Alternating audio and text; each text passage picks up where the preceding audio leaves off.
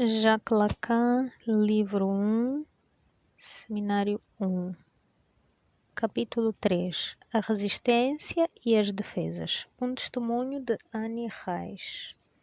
De ego a ego, realidade e fantasia do trauma, história, vivido, revivido. Comecemos por felicitar Manoni e Anziu pelas suas exposições que têm o interesse de lhes mostrar os lados quentes da questão de que tratamos. Como convém a espíritos sem dúvida formados, mas bem recentemente introduzidos, se não a aplicação da análise, pelo menos a sua prática, houve nas exposições deles algo de muito agudo e mesmo de polêmico, o que sempre tem interesse para introduzir no vivo do problema. Uma questão muito delicada foi levantada, tanto mais delicada quanto, como já indiquei nos meus propósitos interruptivos, é inteiramente atual para alguns dentre nós. O reproche foi implicitamente formulado a respeito de Freud, do seu autoritarismo, suposto inaugural do seu método. É paradoxal. Se alguma coisa faz a originalidade do tratamento analítico, é ter percebido, na origem e de cara, a relação problemática do sujeito consigo mesmo. O achado propriamente dito, a descoberta, entendida como lhes expus no início deste ano, é ter colocado essa relação em conjunção com o sentido dos sintomas. É a recusa desse sentido pelo sujeito que lhe coloca um problema. Esse sentido não lhe deve ser revelado, deve ser assumido por ele. Nisso, a psicanálise é uma técnica que respeita a pessoa humana, no sentido em que o entendemos hoje, depois de nos termos apercebido de que isso tinha o seu preço, que não somente a respeita, mas só pode funcionar respeitando-a. Seria, portanto, paradoxal colocar em primeiro plano esta ideia de que a técnica analítica tem por finalidade forçar a resistência do sujeito, o que não quer dizer que o problema não se coloque de modo algum. Com efeito, não sabemos que, nos dias de hoje, tal analista não dá um só passo no tratamento sem ensinar os seus alunos a colocar sempre a respeito do paciente a pergunta: o que é que ele pode ainda inventar como defesa?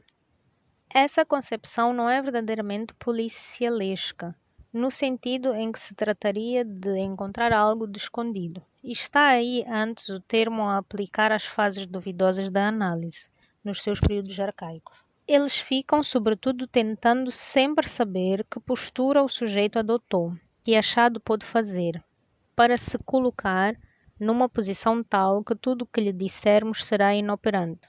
Não seria justo dizer que eles imputam má-fé ao sujeito, porque má-fé está demasiadamente ligada a implicações da ordem do conhecimento, que são inteiramente estranhas a esse estado de espírito.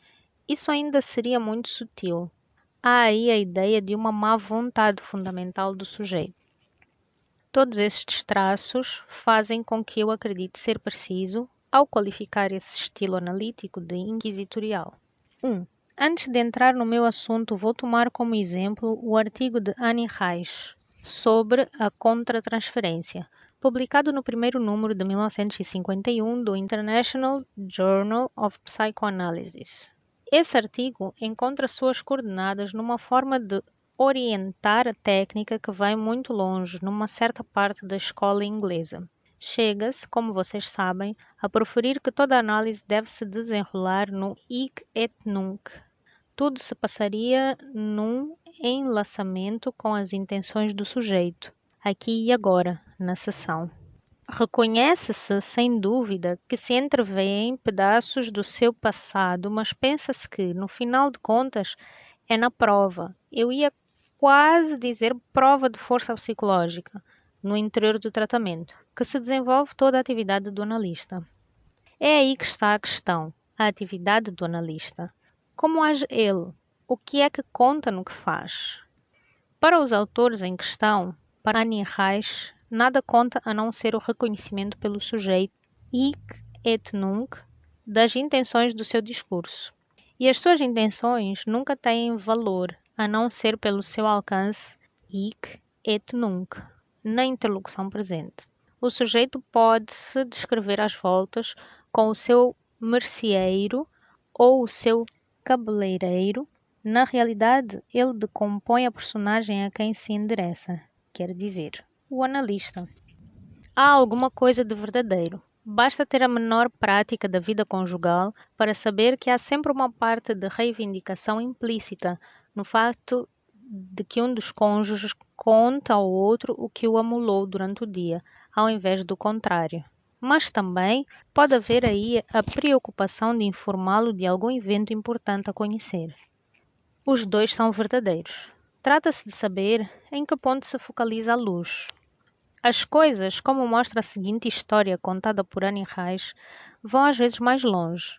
Alguns traços estão borrados, mas tudo deixa pensar que se trata de uma análise didática, em todo caso, de uma análise de alguém cujo campo de atividades está muito próximo da psicanálise. O analisado foi levado a fazer no rádio uma comunicação sobre um assunto que interessa vivamente ao próprio analista.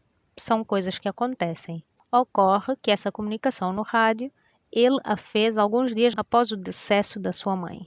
Ora, tudo indica que a mãe em questão desempenha um papel muito importante nas fixações do paciente. Ele está certamente muito afetado por esse luto, mas nem por isso deixa de atender aos seus compromissos de um modo particularmente brilhante. Na sessão seguinte, chega num estado de estupor vizinho da confusão. Não somente não há nada a tirar disso, mas o que diz surpreende pela sua incoordenação. O analista interpreta audaciosamente. Está nesse estado porque pensa que eu lhe quero muito mal pelo sucesso que teve no rádio. O outro dia, sobre o assunto que, como sabe, me interessa essencialmente. Aí está. A sequência da observação mostra que é preciso não menos que 1 ano ao sujeito para se restabelecer depois dessa interpretação choque, que não tinha deixado de ter um certo efeito, porque ele tinha voltado a si, instantaneamente. Isso lhes mostra que o facto de que o sujeito saia de um estado nebuloso logo em seguida a uma intervenção do analista não prova absolutamente que ela tenha sido eficaz no sentido propriamente terapêutico, estruturante da palavra, a saber, que ela fosse, na análise, verdadeira. Ao contrário, Annie Rice conduziu o sujeito no sentido da unidade do seu eu, da confusão em que estava, saiu bruscamente dizendo: tenho aí alguém que me lembra que, com efeito, tudo é lobo para o lobo e que nós estamos na vida. E ele recomeça, deslancha. O efeito é instantâneo. É impossível, na experiência analítica, considerar como prova da justeza de uma interpretação que o sujeito mude de estilo. Considero que o que prova a justeza de uma interpretação é que o sujeito traga um material confirmativo. E assim mesmo, isso merece ser nuançado. Ao cabo de 1 ano, o sujeito percebe que o seu estado confusional estava ligado a um contragolpe das suas reações de luto, que ele só tinha podido superar ao invertê-las. Reenvio-os aqui à psicologia do luto, de que alguns de vocês conhecem suficientemente o aspecto depressivo. Com efeito, a comunicação no rádio é feita segundo um modo muito particular da palavra, porque ela é endereçada a uma multidão de auditores invisíveis por um locutor invisível. Pode-se dizer que, na imaginação do locutor, ele não se endereça forçosamente àqueles que o escutam, mas também a todos, aos vivos como aos mortos. O sujeito estava lá numa relação conflitual. Podia lamentar que a sua mãe não pudesse ser testemunha do seu sucesso, mas talvez, ao mesmo tempo, no discurso que endereçava aos seus auditores invisíveis, alguma coisa estivesse destinada a ela. Seja como for, o caráter da atitude do sujeito é então nitidamente invertido, pseudomaníaco, e a sua relação estreita com a perda recente da sua mãe, objeto privilegiado dos seus laços de amor, é manifestamente o móvel do estado crítico no qual tinha chegado na sessão seguinte. Após a sua façanha, após ter realizado, apesar das circunstâncias em contrário e de maneira brilhante, o que se tinha comprometido a fazer. Assim, a própria Annie Rice, que entretanto está longe de ter uma atitude crítica em relação a esse estilo de intervenção, testemunha que a interpretação fundada na significação intencional do ato do discurso, no momento presente da sessão, está submetida a todas as relatividades implicadas pelo engajamento eventual do ego do analista. Em suma, O importante não é que o próprio analista se tenha enganado, e nada indica que a contratransferência seja culpada por essa interpretação manifestamente refutada pela sequência do tratamento. Que o sujeito tenha experimentado os sentimentos que o analista lhe imputava. Não só podemos admiti-lo, mas é excessivamente provável. Que o analista tenha sido guiado por isso na interpretação que ele deu é uma coisa que não é perigosa em si mesma. Que o único sujeito que está analisando, o analista, tenha até tido um sentimento de inveja, é problema dele levá-lo em conta de maneira oportuna, para se guiar através disto como uma agulha indicadora a mais. Nunca se disse que o analista não deve ter sentimentos em relação ao seu paciente, mas deve saber não apenas não ceder a eles, colocá-los no seu devido lugar, mas servir-se deles adequadamente na sua técnica. Nesse caso particular, é porque o analista acreditou dever procurar inicialmente, no hic et nunc, a razão da atitude do paciente, que a encontrou naquilo que, sem nenhuma dúvida, existia efetivamente no campo intersubjetivo entre as duas personagens.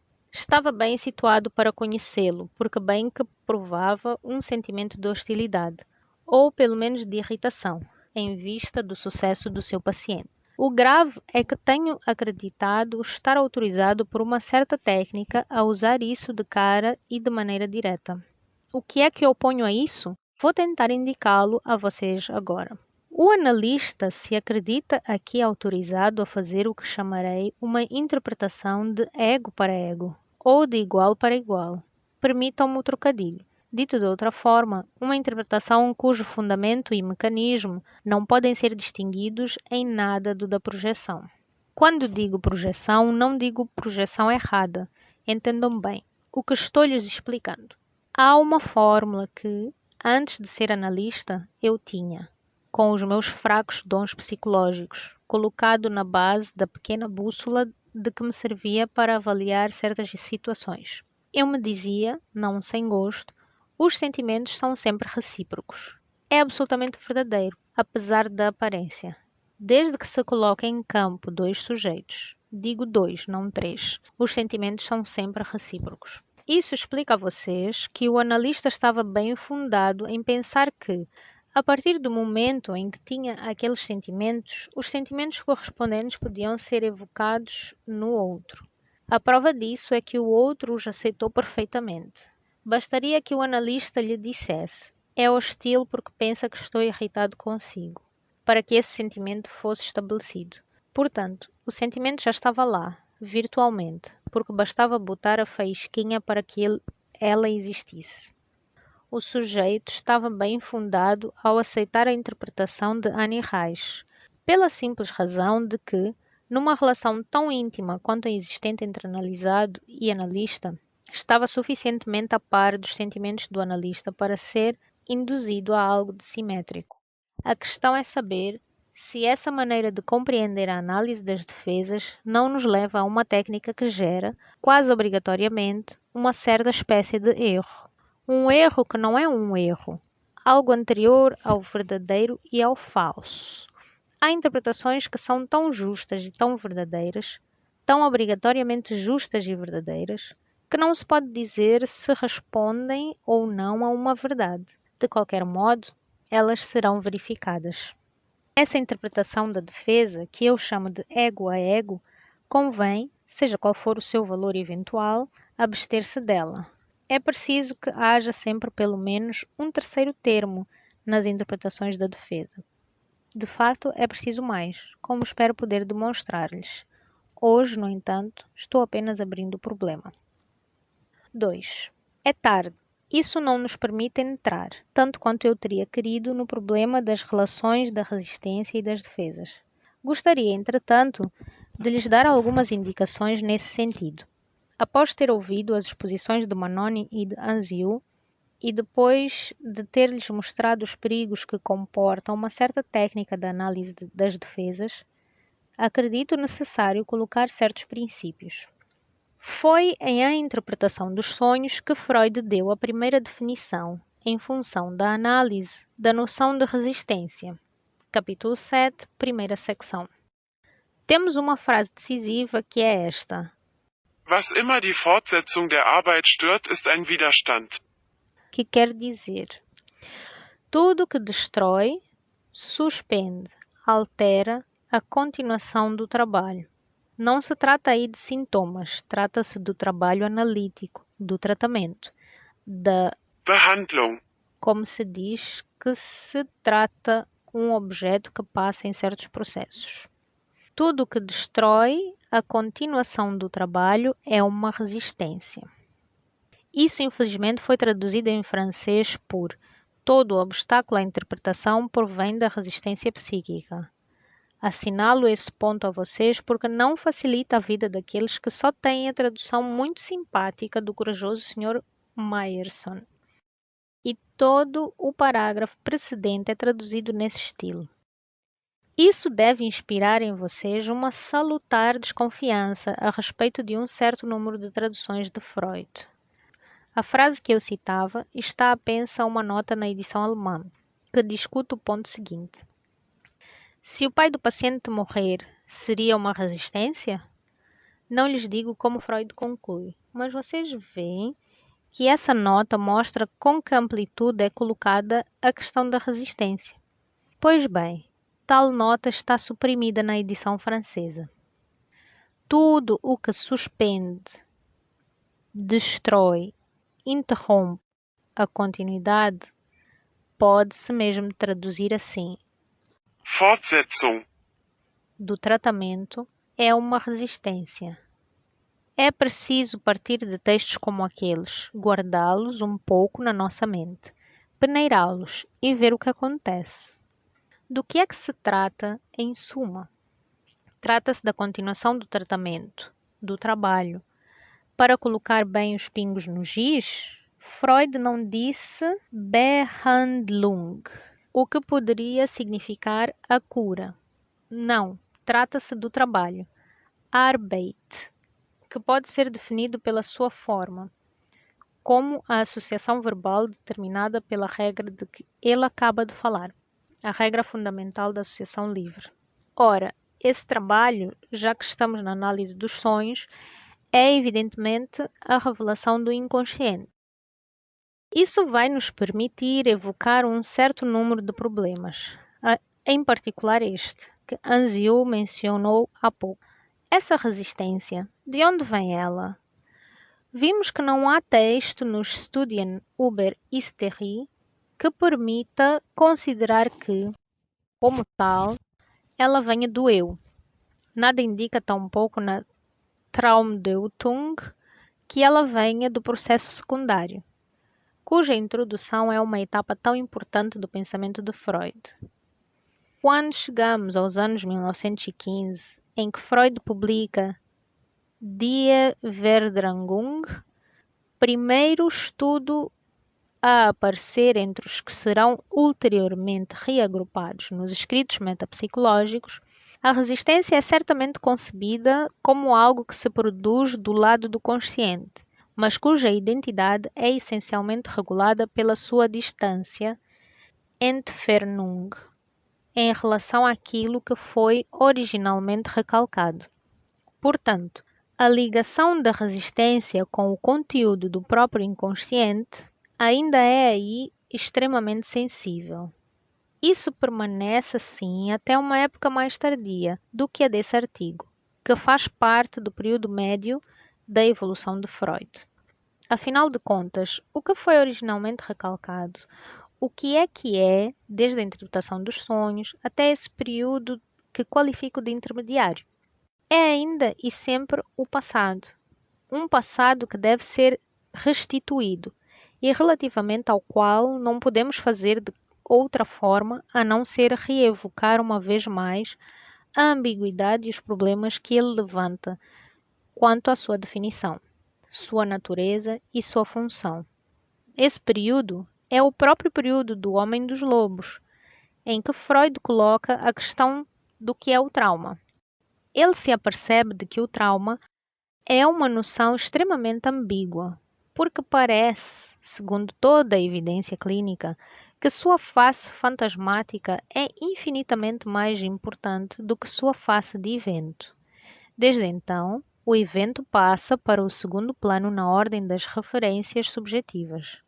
Em compensação, datar o trauma continua a ser para ele um problema que convém conservar, se é que posso dizer, obstinadamente, como lembrei àqueles que seguiram o meu ensinamento a respeito do homem dos lobos. Quem saberá jamais o que ele viu? Mas quer o tenha visto, quer não, só pode tê-lo visto em tal data precisa. Não pode tê-lo visto sequer um ano mais tarde. Acredito não trair o pensamento de Freud.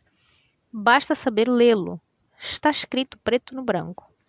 Ao dizer que só a perspectiva da história e do reconhecimento permite definir o que conta para o sujeito. Gostaria, para aqueles que não estão acostumados com essa dialética, que já desenvolvi abundantemente, de dar a vocês um certo número de noções de base. É preciso estar sempre no nível do alfabeto. Assim, vou tomar um exemplo que fará vocês compreenderem bem as questões levantadas pelo reconhecimento e que os impedirá de submergi-lo em noções tão confusas quanto as de memória ou de lembrança. Se, em alemão, Erlebnis pode ainda ter um sentido, a noção francesa de lembrança vivida ou não vivida presta-se a todas as ambiguidades. Vou-lhes contar uma historiazinha. Acordo de manhã na minha cortina, como Semiramis, e abro o olho. É uma cortina que não vejo todas as manhãs, porque é a cortina da minha casa de campo, aonde só vou a cada 8 ou 15 dias. E nos traços que a franja da cortina fomenta, observo, uma vez mais, digo uma vez mais, só o vi assim uma vez no passado, o perfil de um rosto a um só tempo agudo, caricatural e velhusco, que para mim representa vagamente o estilo de uma figura de marquês do século XVIII.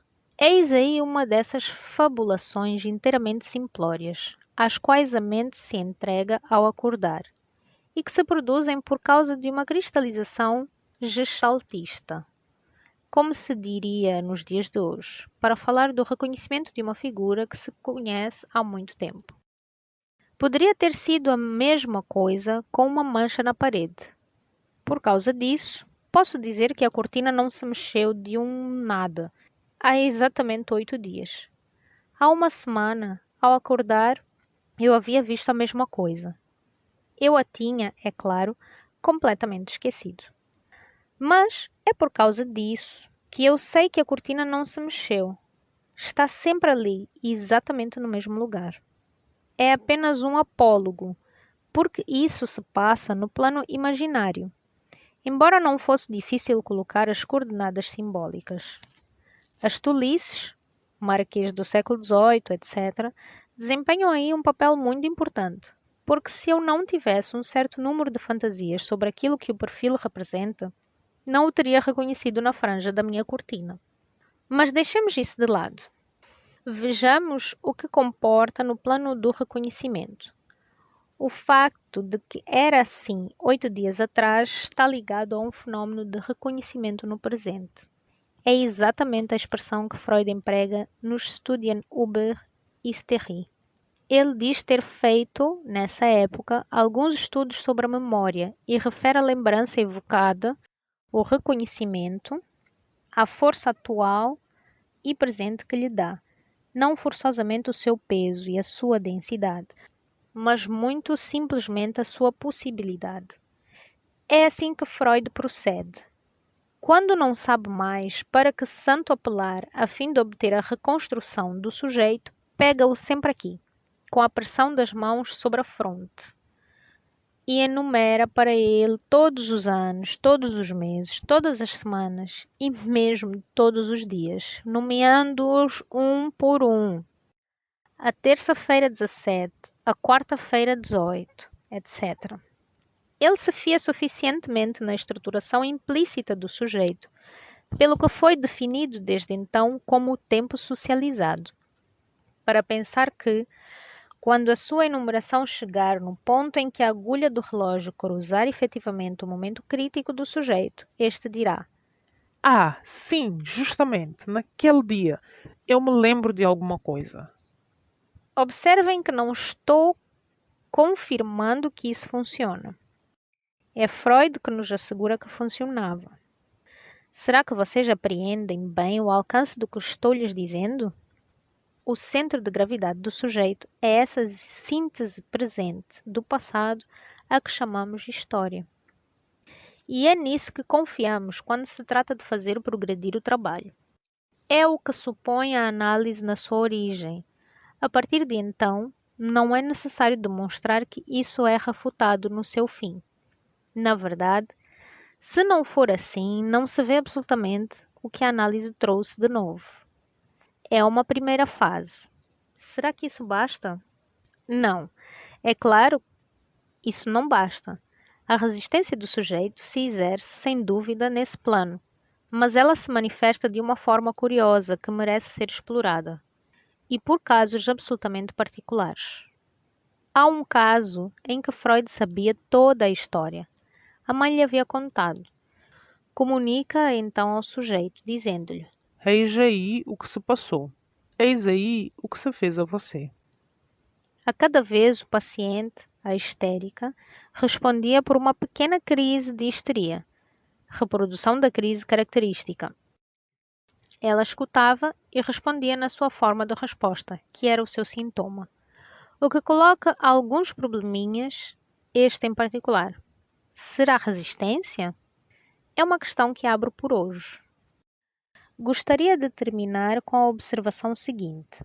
Freud, no fim dos Studien über Hysterie, define o núcleo patógeno como o que é procurado, mas que repele o discurso. Aquilo a que o discurso foge.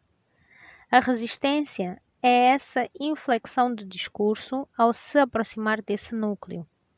A partir de então, só poderemos resolver a questão da resistência se aprofundarmos o sentido deste discurso. Já o dissemos, um discurso histórico. Não esqueçamos o que é a técnica analítica no seu início, uma técnica hipnótica. No hipnotismo, o sujeito sustenta esse discurso histórico. Ele o sustenta mesmo de uma forma particularmente comovente, dramatizada, o que implica a presença do ouvinte. Desse discurso, saído do seu hipnotismo, o sujeito não se lembra mais.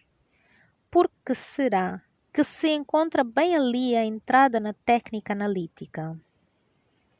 Porque a reviviscência do trauma se mostra aqui, em si mesma, imediatamente, ou de maneira permanente, terapêutica.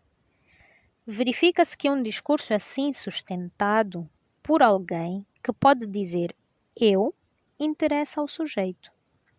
Resta o facto de que é ambíguo falar do caráter vivido, revivido, do traumatismo no estado segundo, histérico.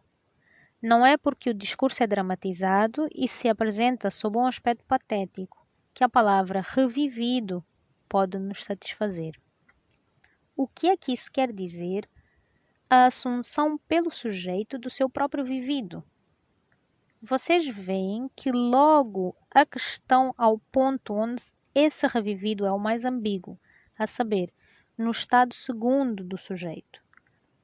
Mas não será exatamente a mesma coisa em todos os níveis da experiência analítica? Em todo lugar se coloca a questão de saber o que significa o discurso que forçamos o sujeito a estabelecer no parênteses da regra fundamental.